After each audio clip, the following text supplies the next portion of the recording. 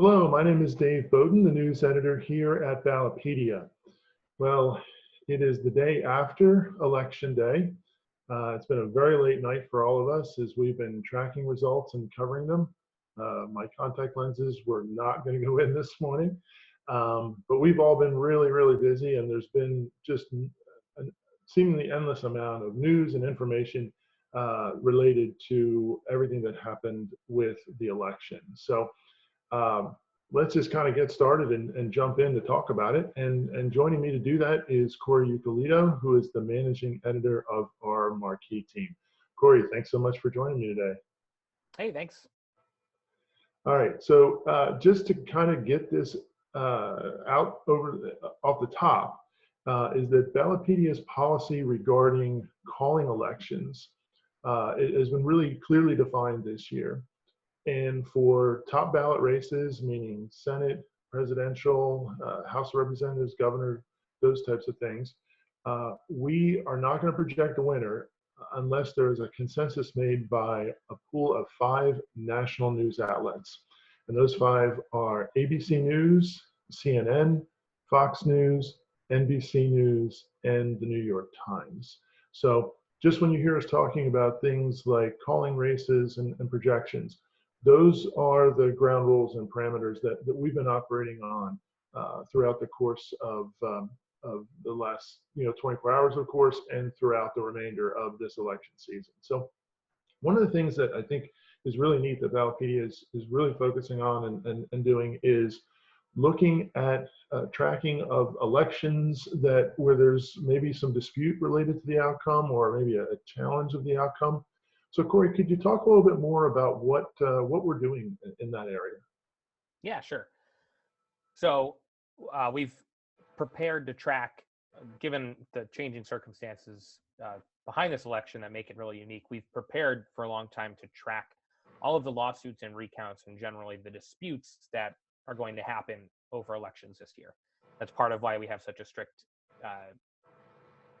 procedure in place for calling races, and we have some really interesting tracking in place. So we're following Ballotpedia as an organization, 9,763 elections that took place on November 3rd, 2020. That includes each of the 50 states plus DC for president, but 9,763 elections, and we can track exactly how many are called according to the various standards that we've laid out. So as of noon Eastern today, about 3 hours ago, we're about halfway there. So even with, what seems like a lot of delays, 49.9% of all the elections, those 9,763 are called. And right now, they're also not subject to a formal recount or lawsuit. On the flip side, 50.1% are uncalled and not subject to a recount or lawsuit. We're updating those numbers 3 times a day. So I imagine actually now by 3 p.m., we've surpassed 50% of races called. We are also tracking recounts and lawsuits, formal recounts and lawsuits. So not necessarily the threat of a lawsuit or the possibility of a recount, but we're looking for when those things actually go into effect. And so far, we've tracked 2 races that are called by news outlets, but are subject to a lawsuit, and 1 race that's uncalled and subject to a lawsuit. So far, just 3 races very specifically subject to lawsuits that have been filed. But it's worth keeping in mind that a lot of times you have to know the final results before knowing whether it's worth filing a lawsuit, or before knowing whether or not an outcome falls within a particular threshold for an automatic recount or the ability to request a recount. So as more and more results become finalized, we expect, I think, those numbers to go up. But we are prepared to track them from now until everyone is sworn in.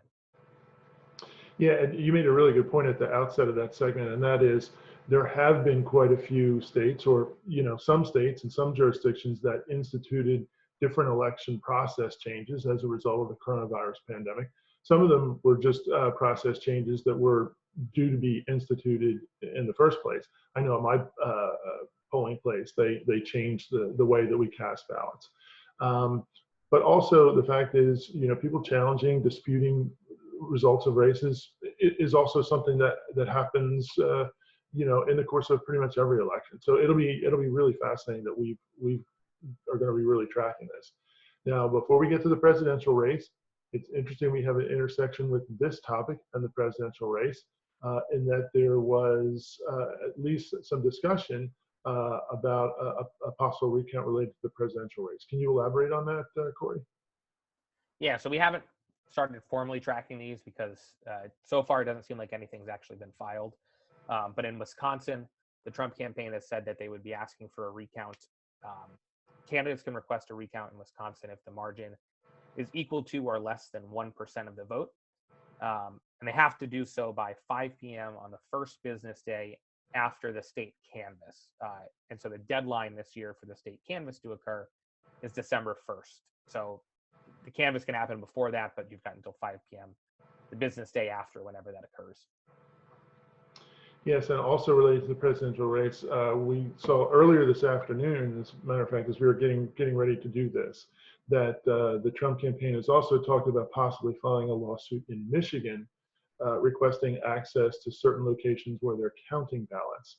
I don't believe that a lawsuit's actually been filed in that case, but these are the types of things that we're going to be monitoring over the next days and weeks. So now that we've kind of talked about that aspect of it, let's just kind of recalibrate where we are, where do we stand right now at 3 o'clock on Wednesday with regard to the presidential race.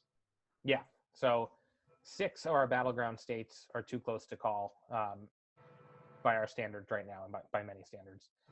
So I'll just run through them alphabetically. Arizona is the first. Arizona officials say they'll finish counting their ballots today, Wednesday.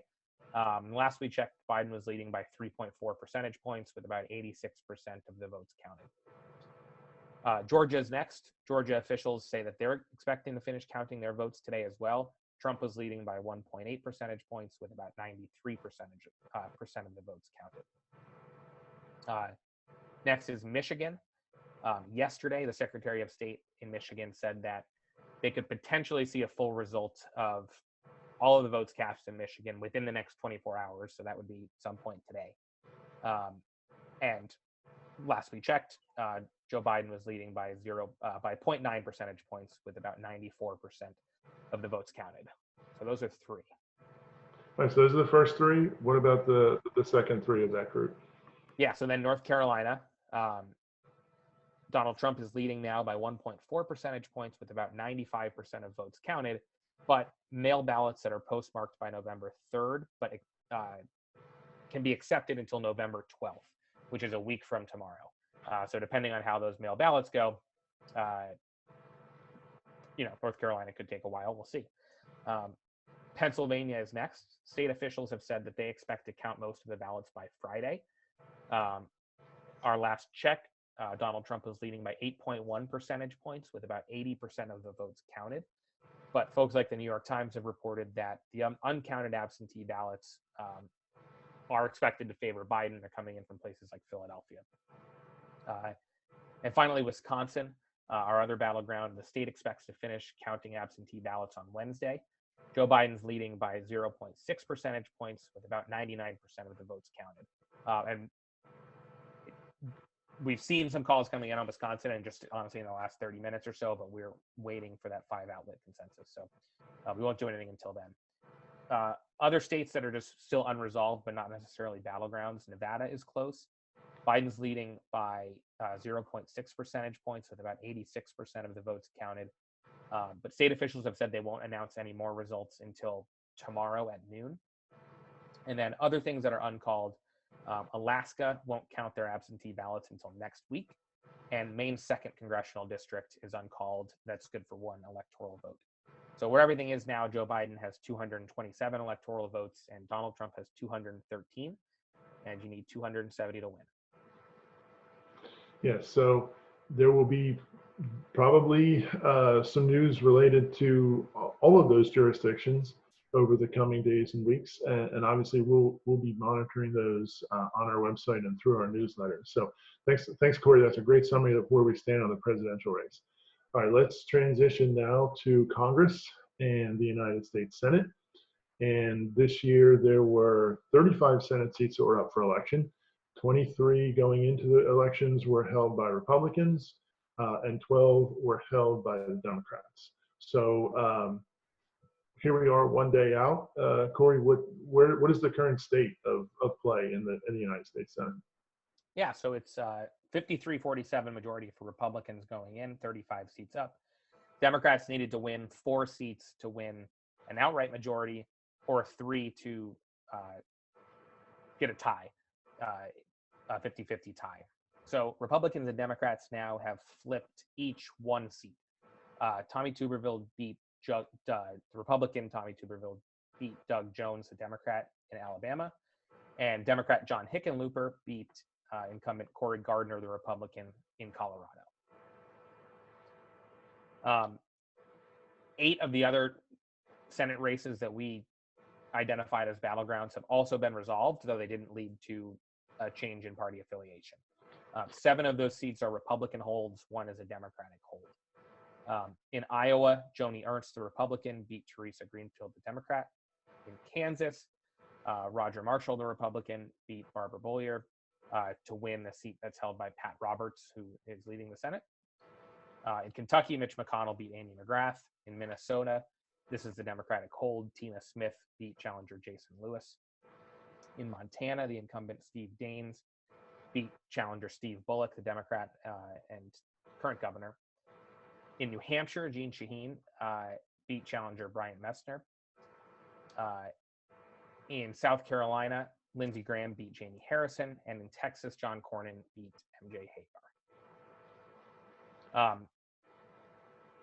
Finally, then, although we don't have a consensus from our 5 race tracking outlets right now, several outlets have projected Susan Collins as a projected winner in the Senate election in Maine.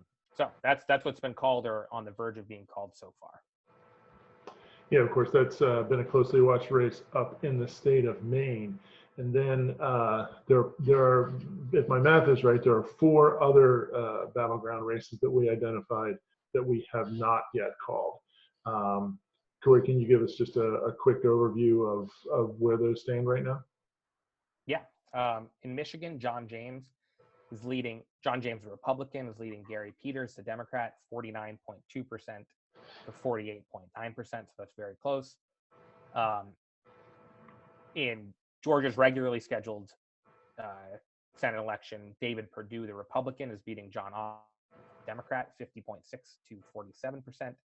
In Arizona, Mark Kelly, the Democrat, is leading incumbent Martha McSally, 53.4 to 46.6. Though some outlets have called the race for Kelly. McSally has not conceded. I mentioned the Maine Senate election just a second ago, and in that one, Sarah Gideon, the Democrat and challenger, has conceded, so that's the difference there. And then North Carolina is still uncalled. Tom Tillis, the Republican incumbent, is leading Cal Cunningham, 48.7 to 46.9. All right, so that's a great wrap up of where things stand for the United States Senate. There are obviously those races that are still uncalled, but there were a lot of really fascinating races this year.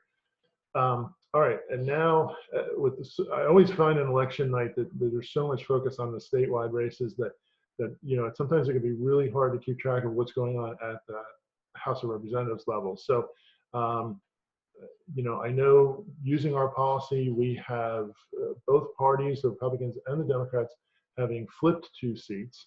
There were pair districts in North Carolina. Deborah Ross defeated Alan Swain, and also in the 6th district, Kathy Manning defeated Joseph Lee Haywood. And those were seats that were, I think this was the first election for those seats as they were reconfigured after a mid-cycle redistricting that was mandated by the courts.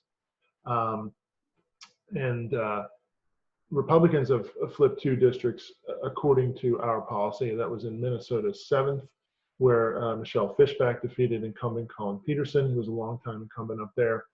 And then in Oklahoma's 5th district, Stephanie Bice defeated the first-term Democrat Kendra Horn. So that's kind of where we have in accordance with our policy. But Cory, there are also some other races that are out there too, right? Yeah, at least 2 that seem to be making the rounds, and those are Florida's 26th and Florida's 27th, where I'm sitting right now. Republicans appear to have flipped both of those districts, defeating first-term Democratic incumbents.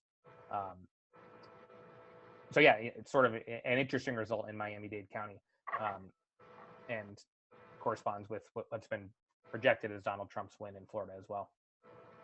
Right, right. And it's also the case that over the next day or so, as some of these race calls kind of catch up, there'll be more that will meet that five that five outlet policy that we have. Okay, so we've looked at the presidential race. We've looked at things going on with the at the congressional level. Now let's take a look at the state level. There's fewer races at the state level in a presidential year than there is in a midterm. But what can you tell us about what happened with either the gubernatorial races or anything having to do with state legislatures? Yeah, so going into the 2020 elections, there were 36 state government trifectas, which is when one party controls the governorship and both chambers of the state legislature. Those 36 were the most since 2013. Republicans have 21 trifectas, Democrats 15, and the other 14 are under divided government. So there were, just in terms of what was up for election this year, 11 states held elections for governors, and 44 had regularly scheduled elections for one or both chambers. So state government control in some way was on the line in every state except for Alabama, Mississippi, Louisiana, New Jersey, Maryland, and Virginia. So far, we have seen two trifectas change, both from divided government to a Republican trifecta. In Montana, Republican Greg Gianforte won the governor's race. If the Republicans hold both chambers of the legislature, which I believe they've been called to do, that'll give Republicans a Republican trifecta in Montana. And then in New Hampshire, Republicans flipped both the state house and the state senate. The Republican governor also won re-election there, so that takes them from a divided government to a Republican trifecta. And interestingly, though, those two chambers, the New Hampshire State House and the New Hampshire State Senate, are the only two chambers to change party control so far, as of an hour ago, when we were less than that. So the only two chambers to change so far, which is pretty low. Yeah, and obviously, as we're tracking all these results, again, as I said, a lot of the top ballot races, the congressional races, presidential race, even the statewide races get a lot of play. But what was really, really fascinating, we were talking about this earlier, is the fact that not only were there not many partisan control changes, other than the ones you just mentioned so far, but also even within the chamber themselves, there's been very, very little movement apparently. So, for example, Minnesota Senate started out, I believe, 35 to 32 controlled by Republicans, and it may wind up exactly at that point. No net change whatsoever. In the Arizona House, it was 31 Republican, 29 Democrat going in. Right now, there's some very close races. It may be a 30-30 tie. Arizona is currently a Republican trifecta, but again, we're talking about very little net control movement, which is really interesting, Cory. I mean, not something I think we're used to seeing, right? No, so we've got cool historical facts. If Republicans hold this net gain of two trifectas, and that could totally change, there would be 23 Republican trifectas, 15 Democratic trifectas, and 12 divided governments.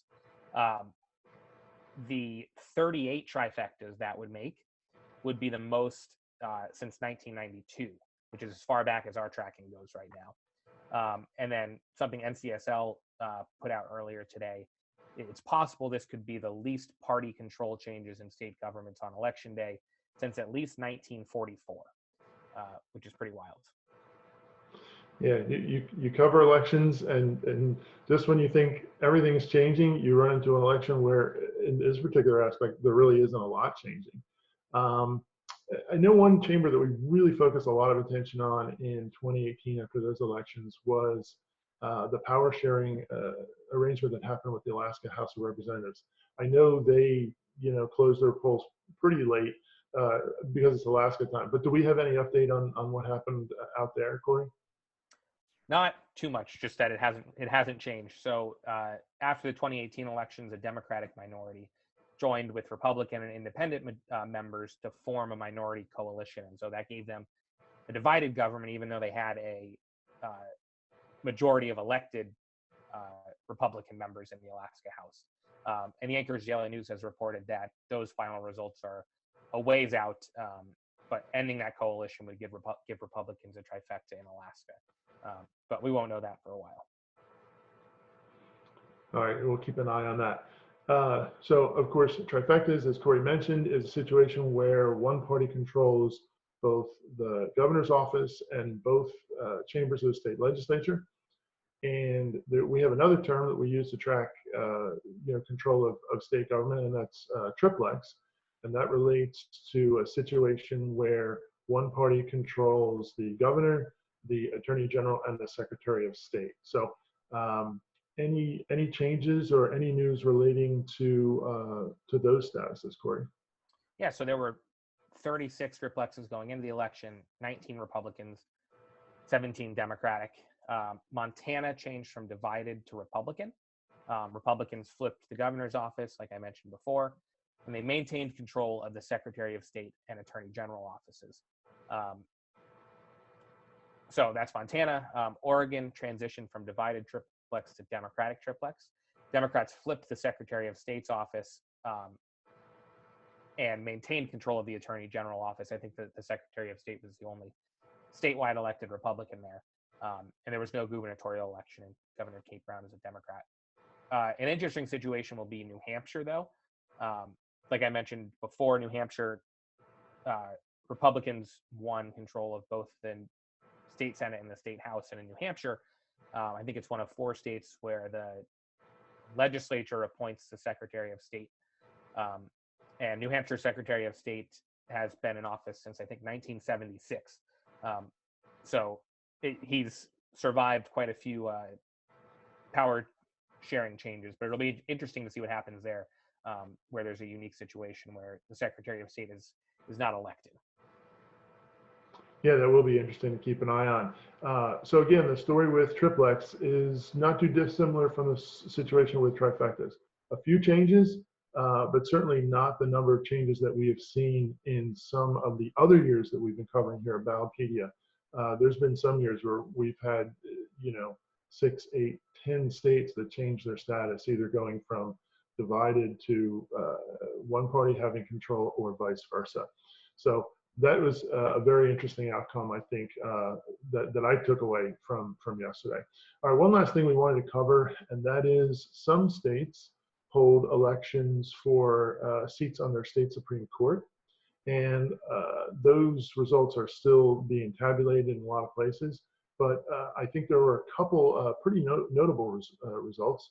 So Cory, and I think they're both from the Midwest. Can you shed us a little bit of light on that? Yeah.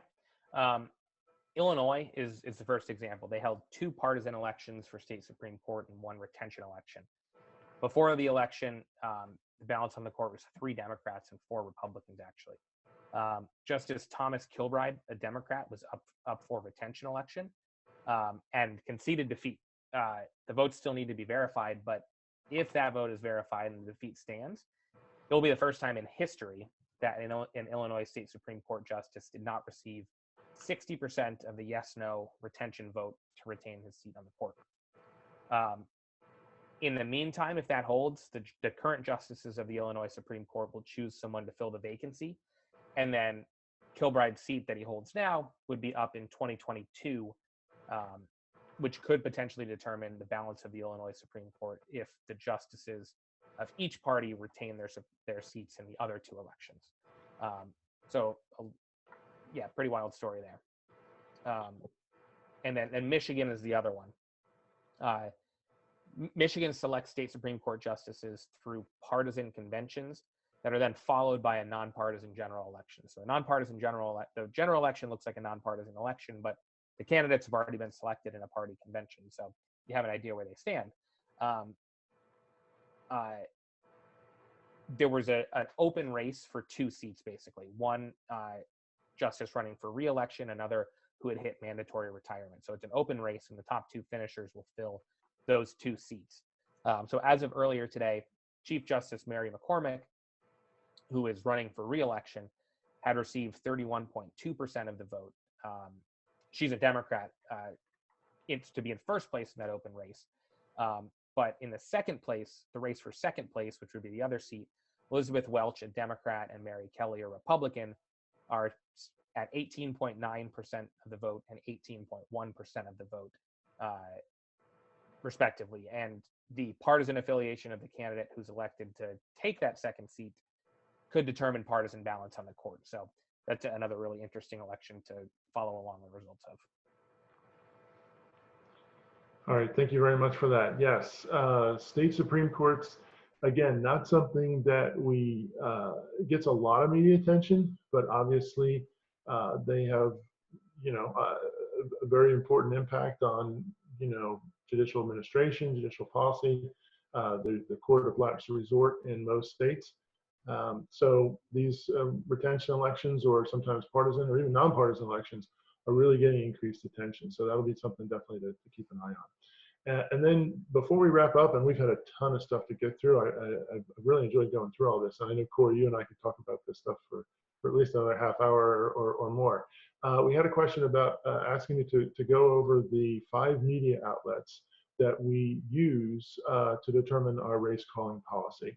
So again, we will project a winner when there is a consensus projection made by these 5 outlets: ABC News, CNN, Fox News, NBC News, and the New York Times. So thank you again for that question. So we're out of time here, but as you can tell, it's been a pretty event-filled last not even 24 hours. And it's very likely that we'll have a lot more developments that'll come in the next day or 2 or weeks or whatnot. And Ballotpedia.org is really your source to stay on top of all of this information. We're tracking results for all of these races on our website. We also have a daily summary that comes out in our daily newsletter, The Brew. And as we mentioned at the top of this webinar, we'll be tracking instances where campaigns will be filing requests for recounts or lawsuits related to the challenging of election results. So Ballotpedia.org is where you want to go, and you should find all the links for that information on our website. And also, we have, in addition to our daily newsletter, we also have our weekly news summary, which is the TAP. That comes out on the weekend on Saturday mornings. So feel free to go to our website and sign up for that. So it's been really busy. We got to get back to work, but I really appreciate everybody attending, and thanks for joining us. Thanks, bye. Thank you, everyone.